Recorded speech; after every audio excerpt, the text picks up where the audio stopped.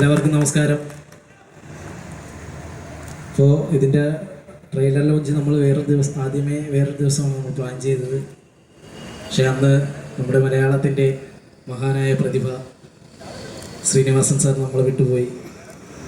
അപ്പോൾ സാറിന് ഈ അവസരത്തിൽ ഞാൻ പ്രണാമം അർപ്പിക്കുകയാണ്.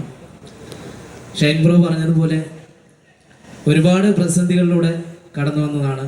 സിനിമാ ചിത്രീകരണത്തിലും റിലീസിൻ്റെ ടൈമിങ്ങിലും സെൻസർ ബോർഡിൻ്റെയും എല്ലാം വിഷയം നടന്നുകൊണ്ടിരിക്കുകയാണ്. ഷൂട്ടിംഗ് സമയത്തൊക്കെ പ്രശ്നങ്ങൾ ഉണ്ടാകുമ്പോഴത്തേക്കും ഞങ്ങളുടെ ഏക അത്താണി അല്ലെങ്കിൽ ഞങ്ങളുടെ ബലമെന്ന് പറയുന്നത് സോഹൻ ചേട്ടനായിരുന്നു. അത് ഞാൻ ഈ അവസരത്തിൽ പറയുകയാണ്. പിന്നെ ഞാനിതിൽ ഷെയ്ൻ ബ്രോയുടെ സുഹൃത്തായിട്ടാണ് അഭിനയിച്ചിരിക്കുന്നത്. എല്ലാവർക്കും ഇഷ്ടപ്പെടുന്നൊരു സിനിമയാണ്. ഒരുപാട് എന്താ പറയുക, സൗഹൃദവും പ്രണയവും ഒരുപോലെ കൊണ്ടുപോകുന്നൊരു സിനിമയാണ്. നിങ്ങൾക്ക് എല്ലാവർക്കും ഇഷ്ടപ്പെടും. നിങ്ങൾ 25-ാം തീയതി ഈ ഹാലിനെ നിങ്ങളുടെ ഹാർട്ടിനോട് ചേർത്ത് പിടിക്കണമെന്ന് അഭ്യർത്ഥിക്കുകയാണ്. അപ്പോൾ എല്ലാവർക്കും നന്ദി, നമസ്കാരം. അതുപോലെ തന്നെ നിയാസിക്കയുടെ അടുത്തൊരു കാര്യം പറയാണ്. നിയാസിക്ക ഇപ്പോൾ പാടിയത് ഹിന്ദിയിലേക്ക് സാക്ഷിക്കൊന്ന് തർജ്ജമ ചെയ്ത് കൊടുക്കണം. പുള്ളിക്കാരിക്ക് മനസ്സിലാകാതെ കൈയടിക്കുമായിരുന്നു. വളരെ ബ്യൂട്ടിഫുൾ ആകാൻ കാരണം ഞങ്ങളുടെ ക്യാമറമാൻ രവിചന്ദ്രൻ.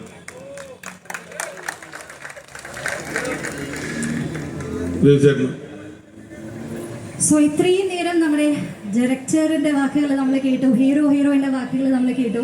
ഇത് ഓരോരുത്തർക്കായിട്ട് ഹാല സിനിമയുടെ വിശേഷങ്ങൾ എന്താണ് നമ്മളോട് പറയാനുള്ളത്, എന്താണ് നമ്മൾ അറിയാനായിട്ട് പോകുന്നത്. So now first of all DOP ആണ് നമ്മളോട് സംസാരിക്കുന്നത്. With a big round of applause ladies and gentlemen, നല്ലൊരു കൈ നൽകി തന്നെ ശ്രീ രവിചന്ദ്രൻ സാറിനെ നമുക്ക് സ്വാഗതം ചെയ്യാം.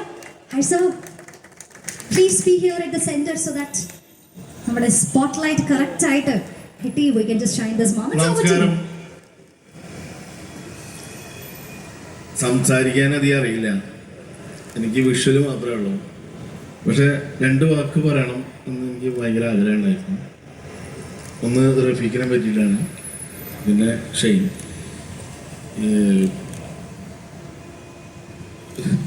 കോയ ഞാൻ കുറച്ച് ദിവസങ്ങൾക്ക് ശേഷമാണ് ഈ പടത്തിൽ ജോയിൻ ചെയ്തത്.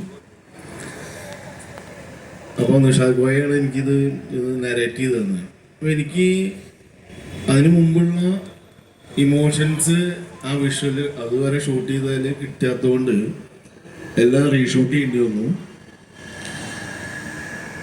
റീഷൂട്ട് ചെയ്യാനുള്ള എല്ലാ സപ്പോർട്ടും ഡയറക്ടറും ബാക്കി എല്ലാവരും, ഷെയ്നും ഡേറ്റ് പോലും നോക്കാതെ സമയം പോലും നോക്കാതെ എല്ലാവരും നമ്മുടെ കൂടെ നിന്നു.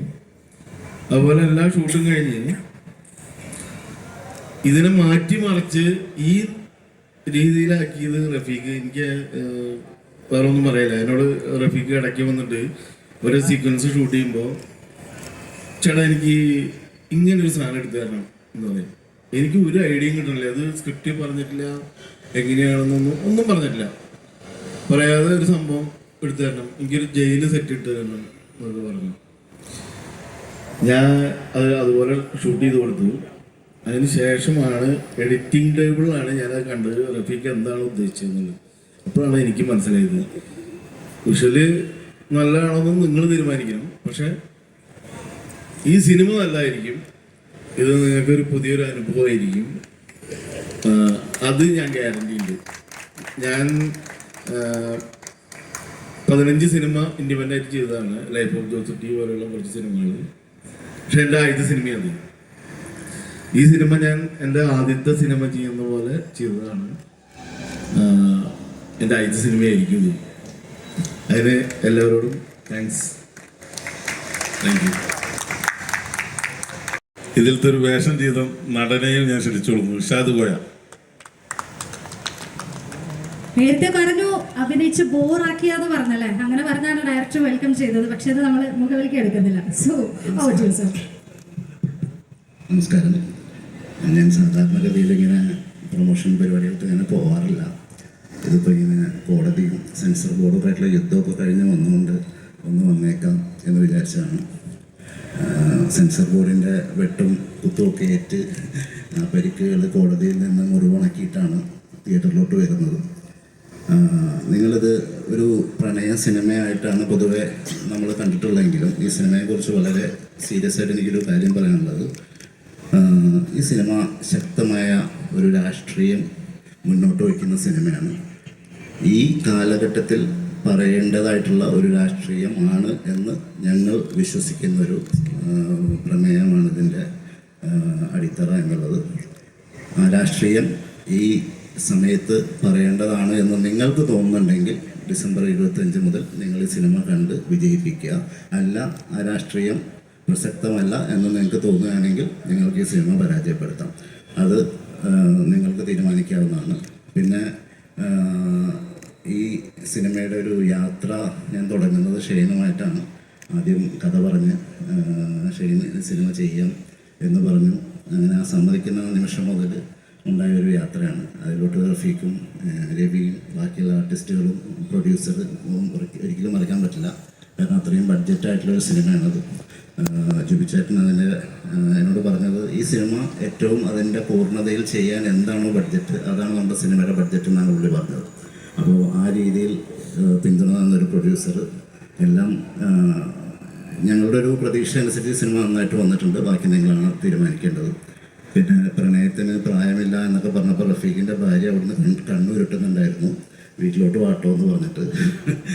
അപ്പോൾ പിന്നെ ഷെയ്ൻ, വൈദ്യസാക്ഷി, എല്ലാവരും, ഷെയ്ൻ ചേട്ടൻ, റഫീഖ്, വൈദ്യസാക്ഷി, എല്ലാവർക്കും എൻ്റെ നന്ദി, നമസ്കാരം. നന്ദഗോപൻ അവൻ മാത്രമാണ് PR ഇറക്കിയിട്ടുള്ളത്. എല്ലാവർക്കും നമസ്കാരം. ആദ്യം തന്നെ നമ്മുടെ എല്ലാവരുടെയും പ്രിയപ്പെട്ട ശ്രീനിവാസൻ സാറിനെ സ്മരിക്കുന്നു. സ്നേഹത്തോടെ വിൽ മിസ് യു സാർ. ഇത് ഹാലിൻ്റെ ഫസ്റ്റ് പടമാണ്. ഇതിൽ നമ്മൾ 7 പാട്ട് ചെയ്തിട്ടുണ്ട്.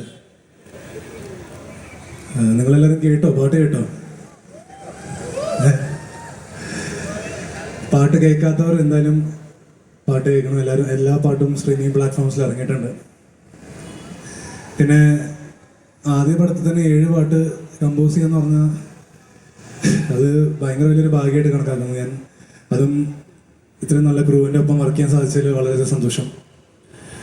പിന്നെ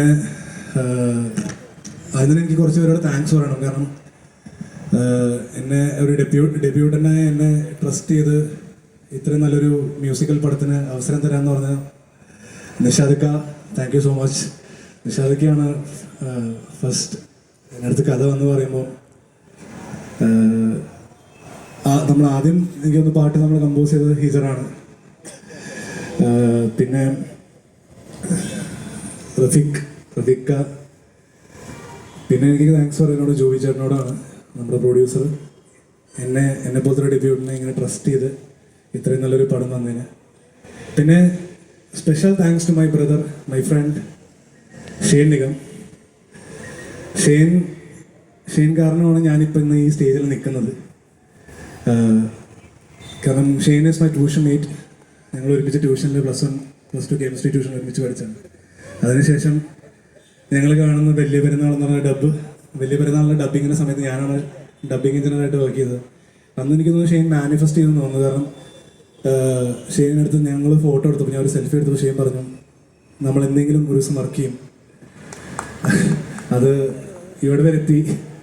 thank you so much Shane. നമ്മുടെ പടം ഈ വരുന്ന 25-ാം തീയതി റിലീസാവുന്നതാണ്. എല്ലാവരും പോയി പടം കാണണം, സപ്പോർട്ട് ചെയ്യണം. Thank you.